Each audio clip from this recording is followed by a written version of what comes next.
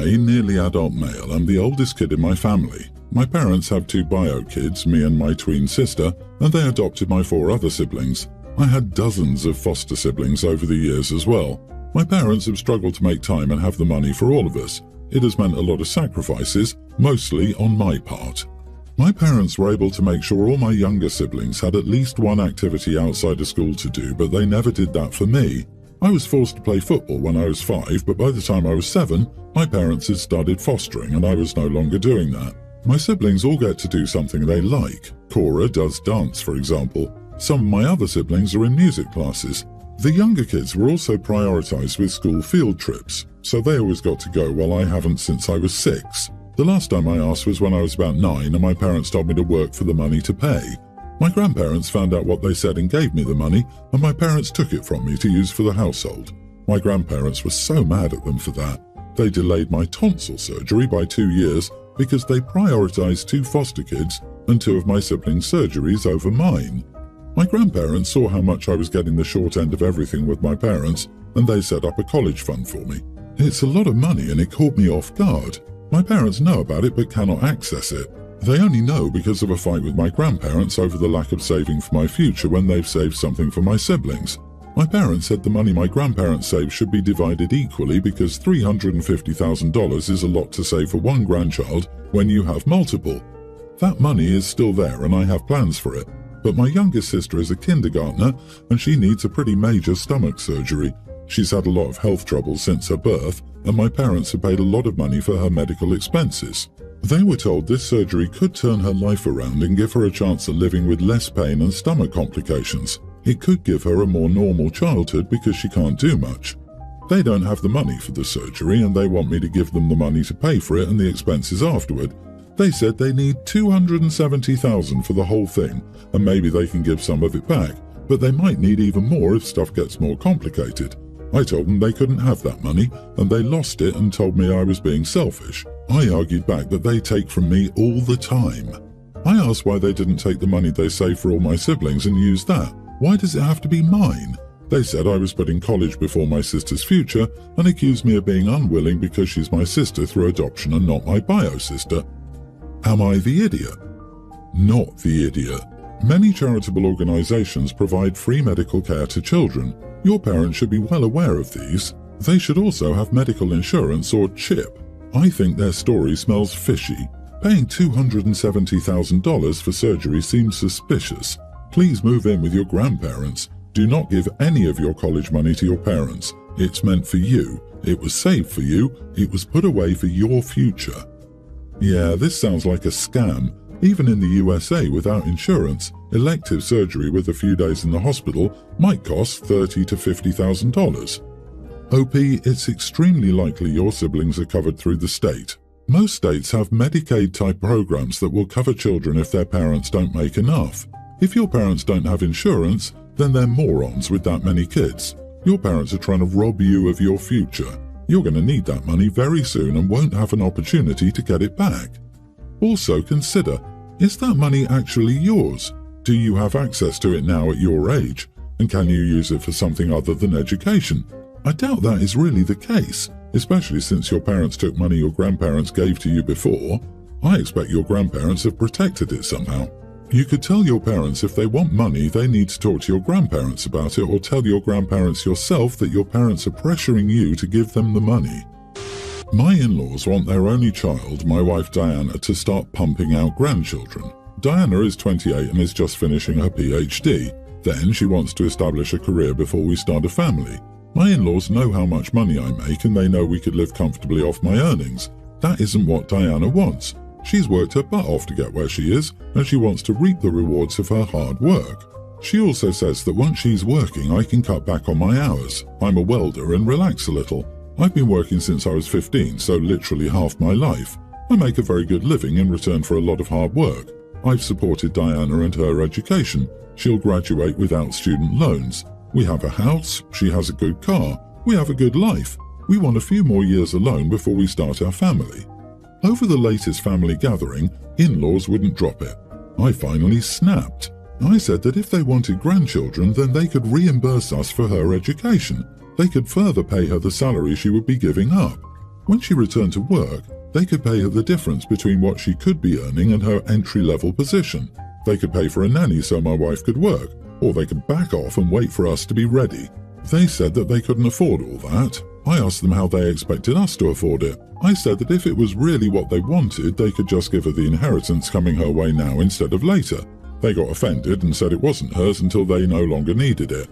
Diana asked me to drop it. She's tried dozens of times to explain why we're waiting to her parents. They ignore her. They ignore what we want for our lives. They've been very cold since that get-together. They seem to think I was a rude idiot for pointing out the costs of what they were asking for. Many of her family agreed that I went too far in asking them to pay if they want a grandchild now instead of later. Not the idiot. They must be reminded in very strong terms that it's none of their business. They have absolutely no say whatever in when you both choose to procreate. Stop being nice about it. They need to be put in their proper place. If they want a new baby around, their option is to adopt. That's where they have a say. Otherwise, they need to shut up and back all the way off. These people don't respect their daughter's autonomous choices regarding her life, so why would you suggest they adopt children whom they will also not respect? Dude, let your wife handle her family. What you said was tacky and classless. Everyone's the idiot here. They are pushing and giving you unsolicited opinions about your married life, and both of you for not just having clear boundaries and not just shutting it down straight up. Instead, you got into that stupid back and forth about money. Their finances are none of your business, and your reproductive tract is none of their business, so why engage like that? You both need to practice firm boundaries now if you are even considering having kids. So to start this off, this issue is with me, 22 female, my sister, 26, and her husband, 30. To add some backstory, basically ever since puberty, my breasts have been large. I have a petite frame otherwise, and I'm 5'2", so I've thought my body looked weird for almost all my life. I've always covered up as best as possible with oversized hoodies, t-shirts and so on. I've always dressed this way as I genuinely was ashamed and hated my body. I started working at 16 knowing my main goal was to afford a breast reduction. Last year I was finally able to afford it and got it done. They're still a bit on the bigger side, but I've never ever felt so comfortable and happy in my own body as I do now, not to mention the weight that has literally been lifted off my shoulders. So this last weekend, my sister and her husband visited our family and we planned a dinner at a restaurant. It was nothing extravagant, but it was still a pretty nice place. I just wore jeans with a tight-fitting shirt. I thought everything went well, we all chatted and talked like usual, but a bit in I noticed brother-in-law was staring at me a lot. I got uncomfortable and I think my sister also noticed, and she was silent for almost the whole night after that. I thought she was mad at brother-in-law and that she could see that I was uncomfortable with his stares. But the same night she texted me telling me that I didn't need to dress so inappropriately in front of a married man, that I needed to have some self-respect and that she didn't think I was the type to try and seduce a married man. I texted her, explaining that it wasn't my intention, and told her that I actually felt uncomfortable with his stares. She texted me back, just saying that if I didn't want him to stare, I shouldn't have dressed that way. I was extremely upset by all of this and talked with my mother, but my mother agreed with my sister. I'm starting to feel like I should have thought about covering up and doing more, especially since my mother also thinks I was an idiot for this. I'm in no way a Christian, but Jesus responded to this question the best. When his male followers complained about the pesky, provocative female body that forced their eyes to stray, Jesus told those men to pluck out their eyes if it was so troublesome. He told them to remove their hands if they were tempted to get grabby because it's not the woman to blame for her allure, but the man who refuses to be accountable for his actions. So, on very good authority, you're not the idiot. Oh my god, I love this. Struggle with that, Jack. OP, there's absolutely nothing wrong with wearing a fitting shirt. There would in fact be absolutely nothing wrong with you wearing a skin-tight, bright red, low-cut, holy wow dress either. You should always wear what makes you feel good and look nice, and is appropriate for the occasion. Nothing you described even comes close to scandalous. Yeah, what a load of bull. Does the sister go around to every woman in public demanding they cover up because her husband can't control his eyes? What about every other man in the world, unmarried or not? Are you supposed to hide your body to make sure they don't stare at you? What if you do cover up, and then your face is too attractive and they start staring at you? Do you see how ridiculous this is? Men staring at you while you're wearing regular clothes isn't your problem to solve. It's disgusting that your mom and sister are body shaming you. This is your brother-in-law's problem for staring at you, not yours. It's not your fault he can't or won't stop staring and ogling you. I, 36 male, was a day one adoption. Bio parents never even saw me. My adoptive parents raised their family where we were encouraged to be healthy but not pushed to be crazy about it. For example, eat healthy and walk when you can, but don't necessarily feel pushed to do sports or go to the gym. I do exercise regularly though.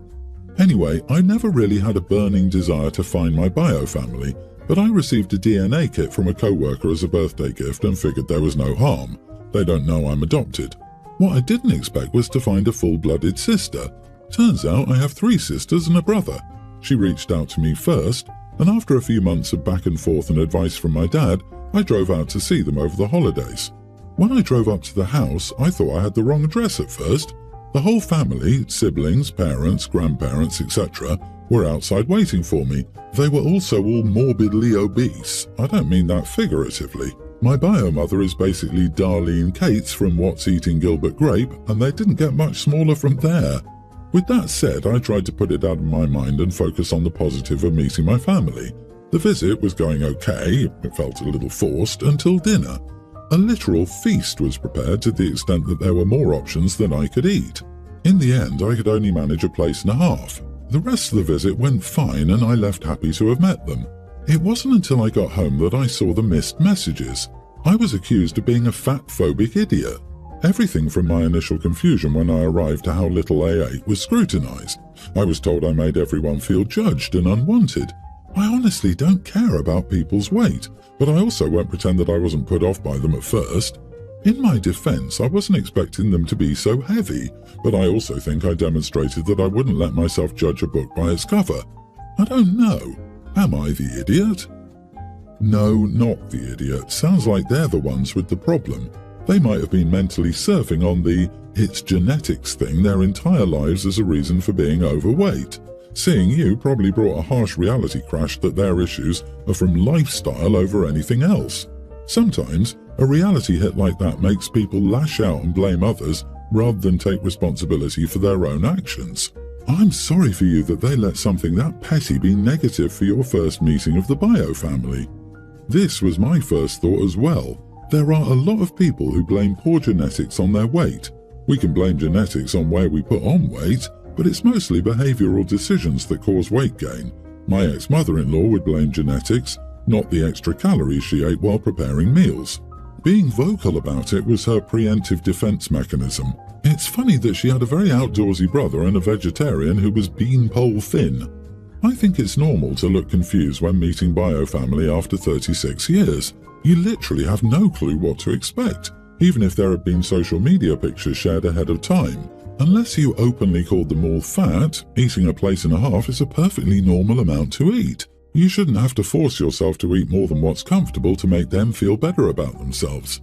This really has nothing to do with you and everything to do with themselves. Please don't doubt yourself and do what you must to keep the peace in your life. My sister had boy-girl twins a few months ago. The babies were long wanted. She had names picked out years before. She's always loved old-fashioned vintage names and has been outspoken about her joy that they are back.